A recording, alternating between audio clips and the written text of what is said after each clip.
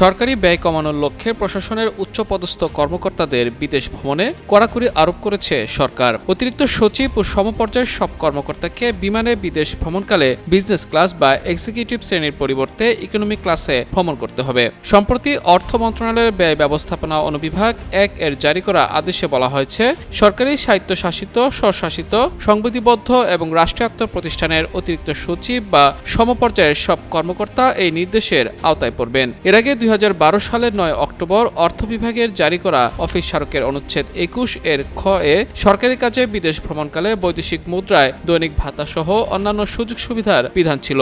নতুন এই আদেশে সেই বিধানের পরিবর্তন এনে ইকোনমি ক্লাসে ভ্রমণ বাধ্যতামূলক করা হয়েছে। পরবর্তী কোনো আদেশ না দেওয়া পর্যন্ত এই নির্দেশনা কার্যকর থাকবে জানিয়ে এই আদেশে আরও বলা হয়, প্রধানমন্ত্রীর কার্যালয়ের ২৯ এপ্রিল চিঠির পরিপ্রেক্ষিতে এই আদেশ জারি করা হয়েছে।